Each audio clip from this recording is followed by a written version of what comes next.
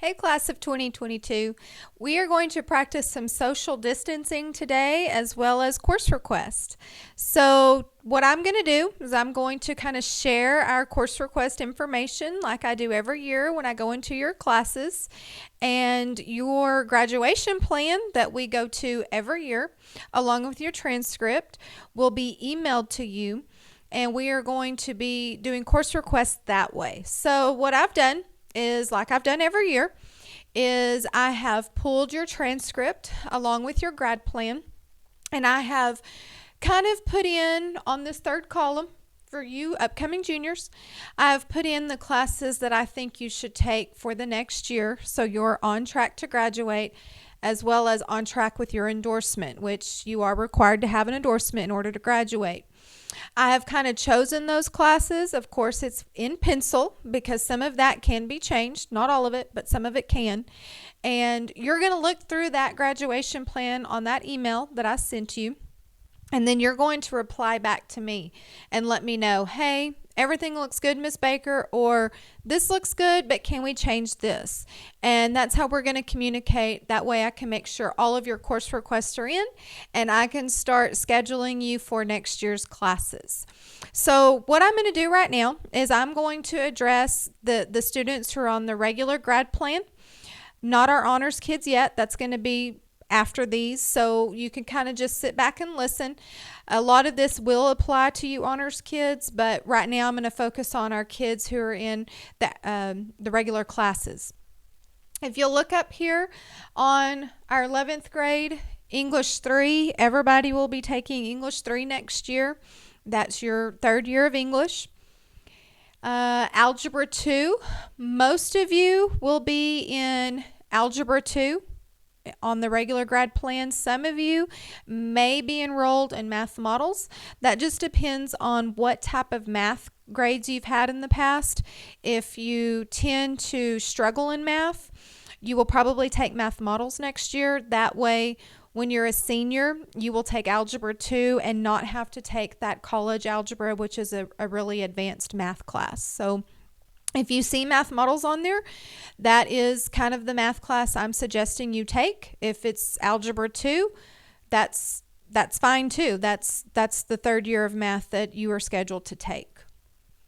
Next year, your science will be chemistry. Everybody who's had IPC, biology, the next course is chemistry. And then you will take government and economics. Government is in the fall and economics is in the spring. It'll be the same teacher. There won't be any schedule changes, but government is a half credit and eco is a half credit. That is a core requirement in order to graduate. If you look right here, this is where it gets kind of sketchy because some of you have done this your freshman or sophomore year, but I just want to go through this. That way you kind of understand the method to my madness. Spanish 1. If you have not had Spanish 1 your freshman or sophomore year, you have to take it your junior year because there's 2 years of Spanish that is required by the state. So if you don't start it your junior year, you won't be able to complete 2 years your senior year unless you do it through Edgenuity. We really would like for you to start it and get it done. So make sure if you have not had Spanish 1, make sure you get that taken care of next year. And I've probably starred that on your graduation plan, which means you have to take that. If you are in Spanish 1 this year, you'll go ahead and finish up with Spanish 2 next year. That way there's not a year break in there. If you take Spanish 1 your sophomore year, take your junior year off, your senior year, you may forget the things that you learned in Spanish 1 that you need for Spanish 2. So some of you, if it's starred, that's you have to take, okay? A fine art credit, I know that it's over here on your senior year, but I may have written in fine art and started. The only reason I did that is I'm thinking if you go ahead and get it done this year, then you don't have to worry about it your senior year. Fine art can be band. If you've never been in band and you start your junior year, that's fine. Just know you're going to have a lot of work to do in order to learn that instrument and be successful in band. But you could also take art or theater arts for next year, okay? If you were in 3D animation this year with Ms. Trujillo or Ms. Telchik, that counts as your fine art credit, so you don't necessarily have to have that. Um, if you are in theater now, or if you're in art now and you want to continue with that, that's fine. That's great. We want you to do that. So that can be a selection you choose down here. Say you're in art 1 now and you want to continue with art next year. You're just going to put art 2, okay? So when you email me, that's one of your responses. I want to be in art 2 next year. Or I want to be in theater. I was in theater the past 2 years. I want to continue with theater. That's going to be one of your selections there. Okay. PE credit. If you have not had 1 year of PE, or if you haven't been in band for 2 fall semesters, then you need to take PE or athletics your senior year. You have to have that credit in order to graduate. So make sure you get that done. If you've been in athletics for 2 years and you know you're going to be in athletics next year, that's going to be one of your classes that you're going to choose on there. And some of you, I've already put athletics and I've put a question mark on there, meaning I assume you're going to do athletics, but I need you to make sure that's what you want to do. So when you respond to my email, you need to say, everything looks good. That way I know to enroll you in athletics. If you look here, we've got career path, CTE, endorsement elective, and electives here. You have to have a certain amount of electives in order to graduate. So some of you, this is a time where you're really going to get into some of your CTE classes. And that CTE catalog is also going to be posted to where you can look at that and look at those different courses. What I've done is I've chosen classes based on the endorsement that you chose or career pathway you chose when you were an 8th grader, or the classes that you've been working on by looking at your transcript. And I've just kind of put those electives in thinking, okay, this is the endorsement they're working on. This is what they need to take in order to continue to work on that endorsement. So there's 2 classes I really want to talk about for next year. Some of you, when you were 8th graders, or maybe right now, you still want to work on cosmetology. That's a 2-year program right now. And in order to do cosmetology, the students these previous years have been going to Howard College, and they leave about 12:30 in the afternoon during lunch, and they go to Big Spring Monday through Thursday, and they get back about 6:30 in the evening. And that is a 2-year program. But once those 2 years are up, if they pass that certification test, they're certified and they can enter that workforce. And they can enter the workforce and be done, or they can use that cosmetology certificate and still go to college, and that can be their job while they work through college. Right now, we're working on that CTE building, and we're hoping that we will have that program here in La Mesa next year. But if we can't, we will have to be partnering with Howard College. So if cosmetology is something you want to do, just know that's probably 4 class periods that you will be dedicating to cosmetology. 4 if we still work with Howard College and you have to be transported. 3 if the CTE building is up and ready to go. Okay.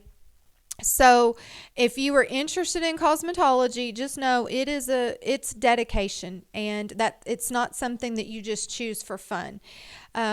Since the past few years that I've been here, we've only had probably about 10 kids that I know that have really participated in it. We had 1 student this year, and she's done a fabulous job in the program, but she's really dedicated. Cosmetology, there's also an expense to that. There's a Cosmo kit that has all of your supplies that you would need, and that's about $600. And then there's a Cosmo book that's required, and that's about $600. So you don't have to pay all $1,200. What the school has done in the past is we've bought the kit and you will purchase the book. So we kind of cut that expense in half. So just know cosmetology is a big dedication, and it's going to cost you about $600 to do that, which is way cheaper than what it would be if you started the course once you graduated, because you would have to pay those classes plus the book. So it would be a lot more, but there is an expense, and you do have all school year to pay that out, but it does have to be paid before you graduate, okay? Also, want to kind of change to Cna classes. For those of you who are interested in the health science field, you've been in Principles of Health Science, you've been in midterm, and now it's time to do Cna. If you're wanting to be a nurse, you have to have that Cna cert in order to be a nurse one day. So we do allow juniors and seniors to sign up for the Cna course. We can only have 10 kids per class, and this year Mr. Reese had 3 different class periods. So the most we can have are 30 kids in Cna. Juniors and seniors can sign up for that. Just know that if there's an overflow, seniors will get first dibs because you juniors can take it the next year. So in order to take that class, though, you have to have a picture ID, and that has to be done by a certain time, okay? A picture ID cannot be a school ID. It has to be a state-issued ID. So if you're wanting to do the Cna class, go ahead and respond to me, explain to me that you want to do the Cna, and we will start getting that information gathered up. I'll start sending letters home with deadlines for you to get a state ID, but you can go ahead and start working on that state ID if that's what you want to do, because you're going to need that anyway. And then the rest of those CTE classes, they're all in that catalog for you to look at. I did want to mention BIM 1. If you have not had BIM 1 and you are interested in doing the work program your senior year, can't do it your junior year, but your senior year, if you want to work half day, if that works out, if you're good on credits, you are going to need BIM 1 in order to be in that work program. So that BIM 1 is something you could go ahead and take this year, and that's something that you'll kind of be ahead of the game, kind of get you introduced to Ms. Telchik, and she can kind of start preparing you for that work program for your senior year. That's if you have some room in your schedule and you're kind of thinking, I don't know what to take. BIM 1's a good class to take. I think that kind of wraps it up for our regular grad plan kiddos. I'm going to go ahead and change the screen to dual credit / honors kiddos who've been working in those honors classes the past 3 years, and we'll start talking about that.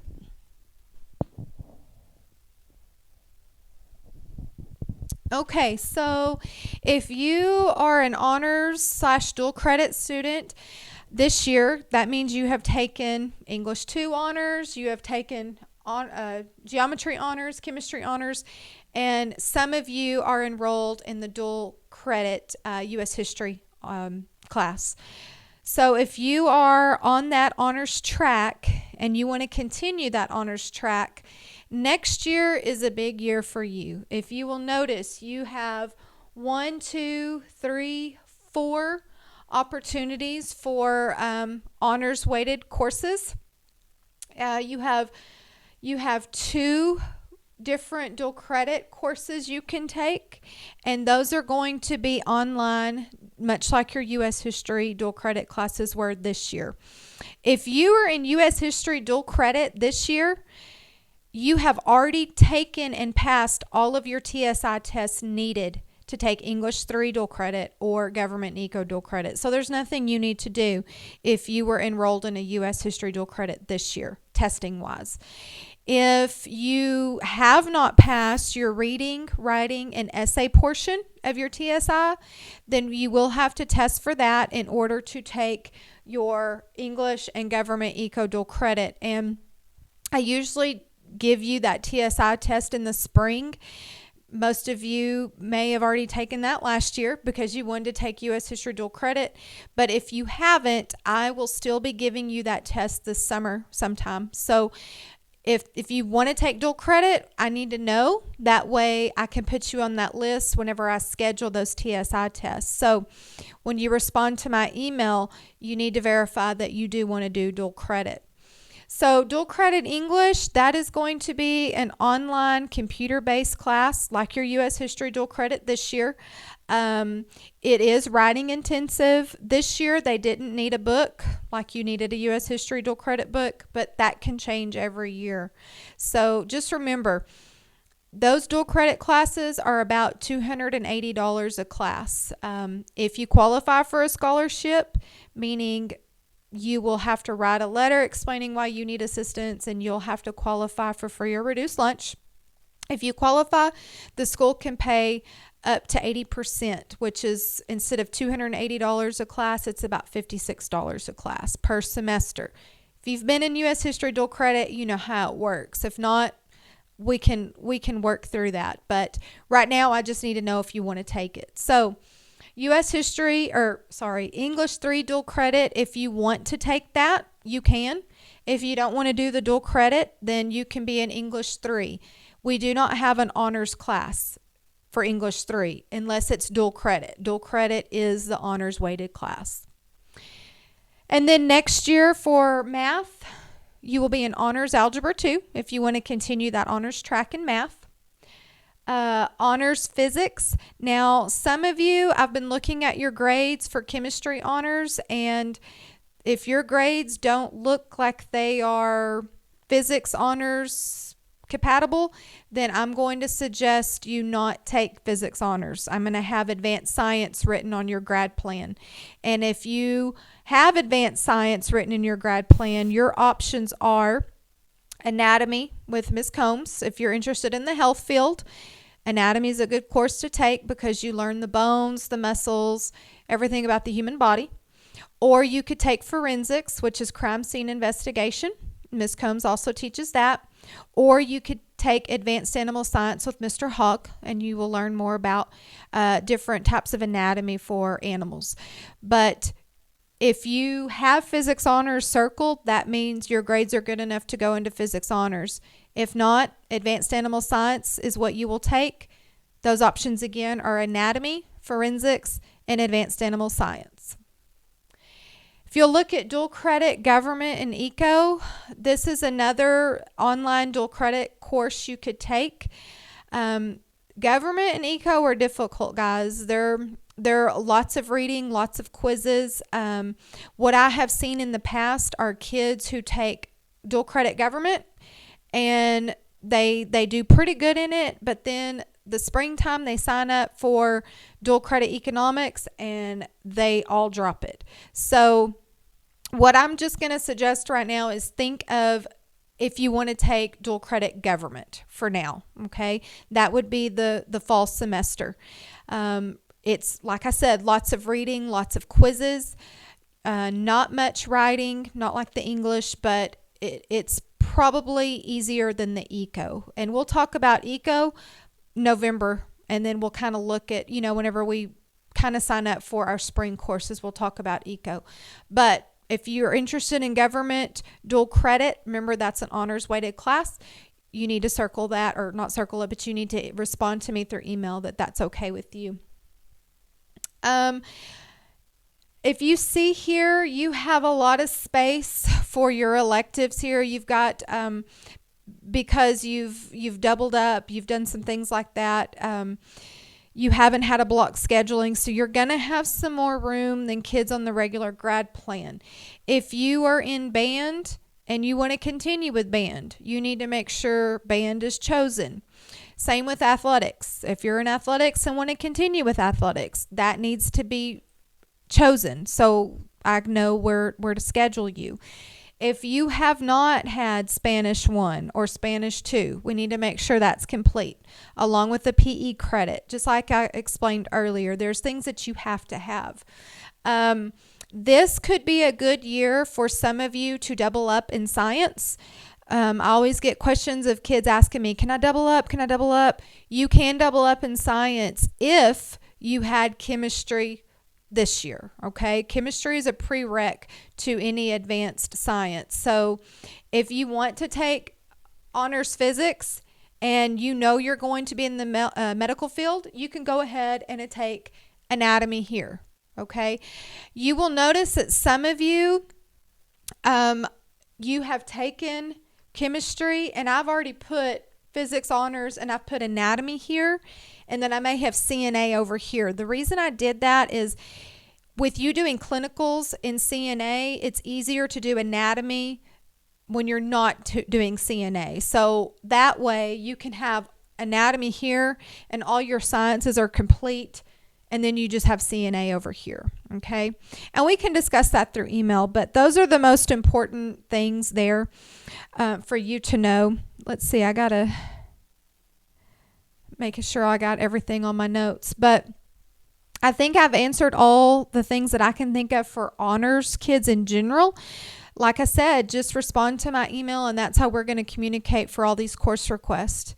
Y'all have fun picking those classes and stay